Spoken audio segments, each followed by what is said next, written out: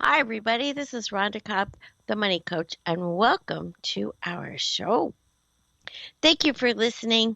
We love our listeners, and I would love to hear from you. What I want to know this week is what is your number one money question? Send me an email and let me know. Okay? And I'm going to say thank you. Now, the question that gets used as a topic in a future show wins a gift card. Okay? So if I'm going to use your question as a topic, I'll send you an email back and find out where to send the gift card. You don't have to send me addresses. Just send me your number one money question. And please try to get them in by the end of the week so that I can close the qualification for the gift card. Okay, and here's my email, rcmoneycoach@gmail.com. Now, if your number one money question, let me give you fair warning, is about Medicare, I can't send you the gift card. I can still use it as a topic for a show, but I can't send you a gift card because Medicare doesn't let us do that. Just so that you're clear. So if you ask me a money question, you're eligible for the gift card. If you ask me a Medicare question, I'll still answer it, but put a money question in there too because I have to separate those out. All right.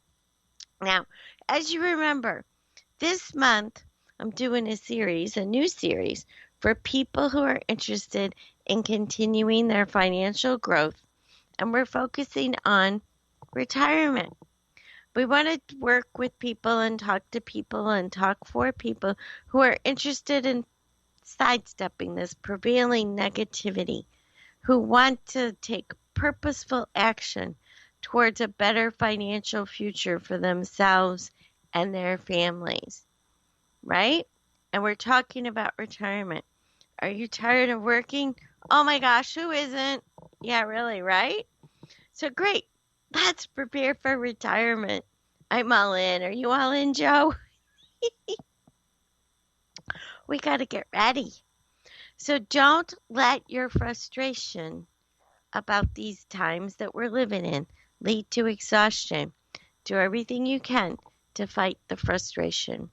Practice stress relieving activities. Laugh, love, learn, take a walk. I don't know. I've discovered I have to take more frequent breaks. Maybe it's just because I'm getting older. Nah, that's not it. Must be because these are frustrating times and I just need to take more frequent breaks. But I know one thing that is very good on relieving stress is getting your financial house in order. So you're in the right place because that's one of those things I'm kind of good at. So you're in the right place. Stick with me. But those who remain stationary and don't get things in order are going to get stuck. And it's not going to be pretty. So let's move forward and get unstuck. So the difference between interest and commitment is, we had this last show, remember? Action. Are you interested in a better way? Or are you committed to a better way? Committed. You listen to what works and you make a decision to take action that is required. And you make the time and the investment of the time worthwhile. Committed. In the midst of all that's happening, I came across this article that said that the typical American has investments in non-retirement accounts.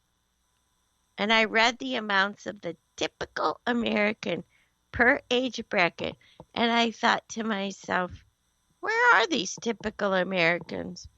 And why are they sharing their personal information with people who are likely to attempt to separate them from their hard-earned money? I know I sound skeptical, don't I? But if you look at the track record and you listen to what the supposed leaders are saying, they sort of seem to have their sights set on the typical American being less invested and more dependent Or in other words, in my simple little Northwest Ohio words, broke. And I don't want you to be broke. Living paycheck to paycheck is not an enjoyable way to live. And living from pension check to pension check or Social Security check to Social Security check is also not an enjoyable way to live. Having a little cushy wishy there is really a good thing. So let me share with you some of these typical balances that were disclosed in this article and see if you get a little kick out of it too. According to this article, people in their 20s have about $10,500 in investments, non-retirement investments. In their 30s, $29,000. In their 40s, $69,000. In their 50s, $135,000. And in their 60s, just over $210,000. Well, that's a good start.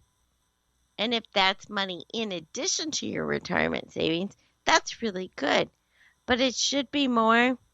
And according to the article I read and where these accounts are stored, it really should be in accounts where it isn't quite so vulnerable. And by the way, this data was shared by the investment account company. Isn't that interesting? They're sharing people's data. So then I researched, I did. I couldn't stop myself. The average retirement savings at the same age brackets. So here's what I discovered. People in their 20s only have $16,000 saved in a retirement plan. In their 30s, it's up to 45. In their 40s, it's up to 63. In their 50s, it's about 115. And in their 60s, it's only about 170. People, we have a little problem.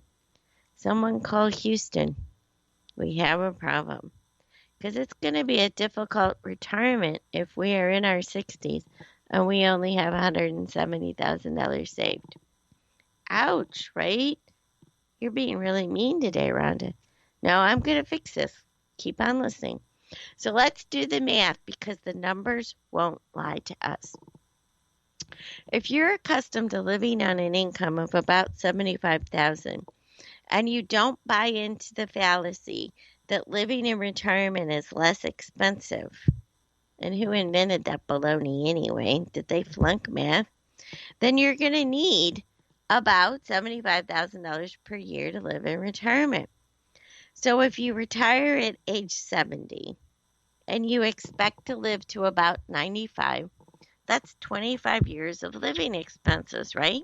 95 minus 70 is 25. And you need about $75,000 to live on. So $75,000 times 25 years is, are you ready?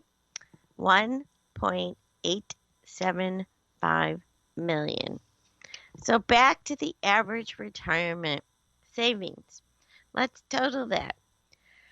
$211,000 in non-retirement savings for somebody 60-something, and about $172,000 in retirement savings. Okay, so you got $383,000 saved for retirement. We're a little bit short of our $1.875 million that we need. So I heard that. Big mouth. What do we do? Nice. But it really is a good question, and don't worry. I've been called big mouth before. So first, be careful who you listen to. Okay? Those who espouse postponing saving for retirement are not thinking of your best interest. They're thinking in the now. And they're not making good advice. Those people are already wealthy. Are they going to help you pay your bills in retirement? Not likely. Next, start saving from the time of your first full-time job and never stop. That means you must learn about money at a young age, and it's okay to need a coach. You need a mentor for other things. Why not money? And learn to live well on what you have after you put away for savings first. Oh, you think you'll just lay back and wait for your parents to provide? Well, what if your parents don't? What if they need their money? What if they don't have it? And so on. It's time to take control of your financial house and put it in order. Next, I also researched how much money who have 401ks at work are contributing. And what did I discover? Another excellent question. I found out that every age bracket is woefully underutilizing their 401k opportunity. So jump on the 401k bandwagon and contribute to your 401k. We're going to go into much more detail on 401ks in the next episode in this series. But on top of that 401k, you'll also want your own IRA or a Roth IRA. Max out your contribution every single year. I am always stunned by smart people who make good money, but they don't save. They spend more than they make, and they don't save. Why? Why are you doing this to yourselves? So this is where I'm going to be blunt and tell you straight up. Get with me and get your money balanced so that the important things are set up and you still live a good current life. Yes, you can go from broke to set. Yes, you can learn another way. And yes, that is the money coach way. That's the whole point. So let's get it going. If you contribute the maximum to your IRA every year, it's only $6,000 for 2020 or $7,000 if you're over age 50, but the yearly contributions will add up. Send me an email so that I can help you with your particulars, because each person is going to be a different situation. But we'll get you a good, strong plan that's balanced. Balanced for you, for where you are, for what you make, and for where you want to go. So all these examples are just examples. If you're not exactly what the example is, you can't put a good plan into place based on that. And don't listen to misleading advice. You must save for your retirement. Plump up your IRA, your 401k, and your non-retirement savings. If you don't have emergency savings and you still have a job, get an account going. All right? Make sure you're not poor or worse upon retirement. Remember what I said last week. The number one lament of people who are living on fixed incomes is, yes, you're right, you got it. I wish I would have saved more for retirement. Number one lament. So now is a good time to listen to their wisdom. Start saving. Okay? Now, in our next show, we're going to talk about 401k do's and don'ts. Because it kills me to see people who make good money, yet they're in debt, you haven't saved, and you don't have a retirement plan going on, and your credit score is lower than it should be. Let's get going. Let's get enrolled. Okay? Start now, and you will reap the rewards for the rest of your life. And we will show you how easy it is to do that. And for convenience sake, we can even do a lot of it for you. How cool is that? You don't want to be uncertain. You don't want to be misled. And you don't want to be broke. So let's get together and get back on track. But it all starts with this free needs analysis consultation. All right? We'll discuss the best route for you. Because guess what? You have the ability. Everything you need is right there at your fingertips. Literally these days. If you've got a smartphone or an iPad, it's right there. Your little fingers can do it. Make a decision. Make a commitment. And grab your power. Your power. You keep your power. Grab it and keep it. And make it work for your own good, your family's own good, and your social circle's good. Save your time. We'll help you get everything else set. You can reach your goals, and we will be there to help you When you link up with the money coach, it's simple. Why?